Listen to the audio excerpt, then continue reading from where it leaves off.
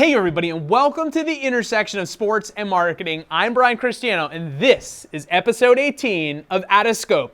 3 things I wish I knew before I started my business. All you marketers out there need to listen to this. Sports marketing expert, Cristiano. Cristiano. Marketers and advertisers and brands always have to keep in mind, you have to play to the state of your audience. Endurance sports athletes are absolutely fanatics. Having a Facebook page doesn't get you any business, but doing it right can be quite effective. All right, welcome to episode 18 of OUTOFSCOPE. Today, I'm going to get a little bit more personal and talk about some of my personal experiences with business. I've been running companies for 14 years, so I kind of have some experience in that department. Bold Worldwide is now relatively successful. I think we've got a hell of a lot of ways to go, but as somebody who has built a couple of companies, I have a lot of experience, and I want to share that with some of you out there. I think that there's a lot of wantrepreneurs, right? A lot of people who want to be entrepreneurs, want to start a business, especially in the digital age. Cost of everything's a lot lower to enter into businesses. It was a lot more expensive, a lot harder when I started a production company 14 years ago. You couldn't just buy a $1,500 Mac and start working. There was a lot of equipment, startup costs, etc. There's a lot of businesses that don't require that kind of capital. So there's so many people out there that are starting businesses, want to start businesses, are considering starting a business, just started a business.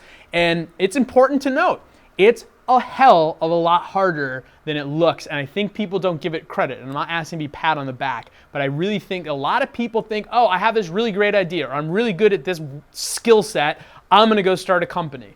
There's about 47 other skill sets that you need in addition to that one technical or creative skill that it takes to run a company, right? And ideas are dime a dozen, right? 80%, and this is according to Bloomberg, 80% of all businesses go out of business in 18 months in America. 80%, right? So the rest of the 20% of us are either doing something right, or we're a little bit crazier, or we're a little bit lucky, probably a combination of the both. And, I think that there's 3 things that I've found over the years that I wish I had known 14 years ago, but I've learned the hard way, school of the hard knocks. As somebody who didn't go and get a huge business degree, I've built a company, bootstrapped it from the ground up, and learned a lot along the way. The first thing that I think that I wish I knew when I first started 14 years ago that I know now is you have to have differentiation in your marketplace, right? I'll use Bold as an example. As an ad agency, we had to differentiate away from the other 1,000 agencies. Trying to pitch a client and say, hey, we want to do your marketing. We can do everything, and we're 360 degrees, and we're super creative, and we can do your print and your out-of-home and your digital and your print and this and this and this and this and video. Everyone can say that, right? Saying that you have, and I see those agencies all the time, specifically production companies too.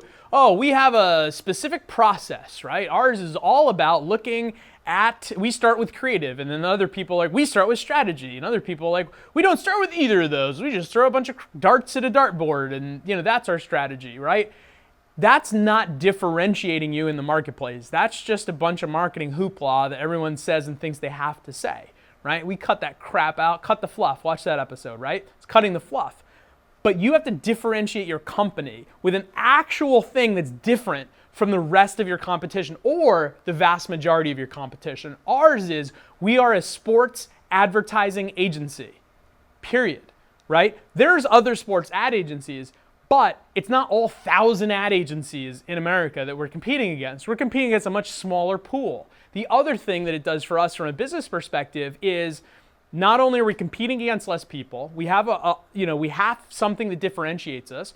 We have other differentiating factors within that, right? Like we do video in-house, like this, that's how we're able to do this show multiple times a week, right? We have crews and production, the production company arm stayed with us in-house. That's a differentiating factor within that, more hyper-targeted part of the market that we're focused in on, which is just sports. That's a part of the differentiation factor. I think that a lot of companies just try to shotgun approach and try to capture anybody and everything, and they're so worried about cutting off business. But when you differentiate yourself and you focus in on a part of a target market, ours is sports, not everybody who markets. We want marketers in sports. It allows us and everyone who works here to focus in on that industry. We're much more experts at sports because I hire people who are into sports, who know sports, who like sports, that also know marketing really well, and therefore we're really smart at sports and marketing.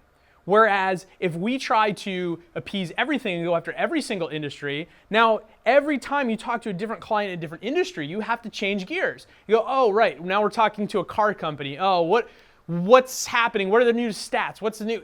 Every time you have to change gears. And now some of the bigger agencies have different departments that deal with different industries, and that's fine. But as a smaller company, as a smaller business, you have to focus. You can't go after everyone. Pick a very specific sliver, something that you're the best at or are trying to be the best at, focus in on that and become the best at it. That is how you grow a successful business. The other thing I wish I learned, number 2, before I started business, was leadership drives speed of a company. Every single time. It is not the employees here that drive the speed of this company. And they're fast as hell, right? These guys work 1,000,000 miles an hour, and girls, they work really fast on a lot of projects, wear multiple hats, and they're all awesome. Everybody who works here is just, has a really good vibe and genuinely wants to help grow the company. But it is up to me as a leader, as the person navigating the company. It is up to me how fast the company works, how fast the company flows. That's up to me. It comes down from the top, and that's me. I'm the top, right? And I'm not trying to pat myself on the back. That's not the purpose of this.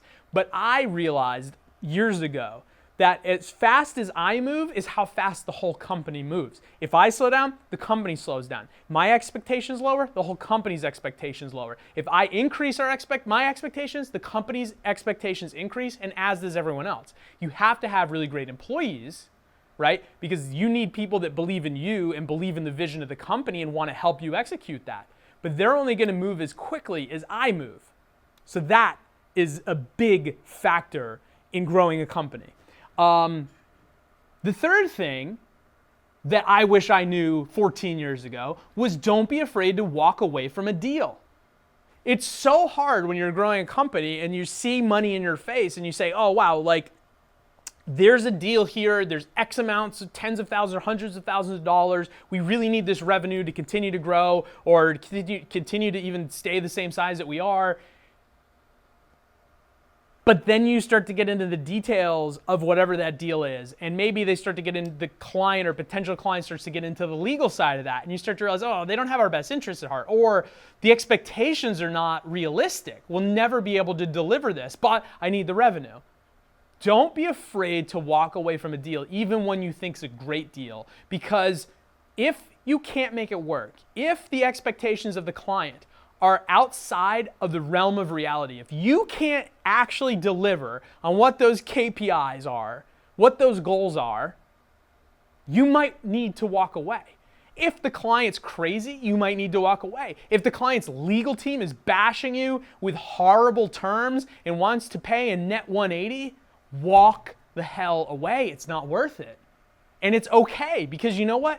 If you start to create a business that has momentum, that has people that care, that want to help you grow it, the next deal is right around the corner. And it better be, because if you don't have deals lined up right around the corner, you're not running a business. You're just employing yourself, right? And that is why you can't be afraid to walk away from a good deal, or any deal for that matter, because sometimes the deals that you don't take are the best deals. Right? It ends up working out for you in the long run. Maybe that frees up a lot of time, energy, pipeline for the rest of your company to work on something bigger or to pitch a bigger or better client. So don't be afraid to turn down those deals when it's not right for you, when it's not a right fit for your company, right? When you're selling your soul to the devil, don't do it. It's not worth it. The short-term gain isn't worth the long-term pain. So I hope I helped somebody out there. Let me know. Ping me. Hit me up on Twitter. Leave a comment in YouTube on the website. Shoot me an email. Make sure to subscribe, share, subscribe to the podcast on iTunes. And genuinely, let me know what you think of this. If you like this, again, changing up the format of the show, trying different content out, trying different stuff. I really want your feedback. People have been giving me their honest feedback on what they like and don't like. And we're going to keep adjusting the show on that because it's a lot of fun. And I want to give you guys genuine content that helps you out as marketers, as business people, as entrepreneurs. Anyway, thanks so much. Look forward to seeing you in the next one. Hello, Josh. I am very low, very lonely.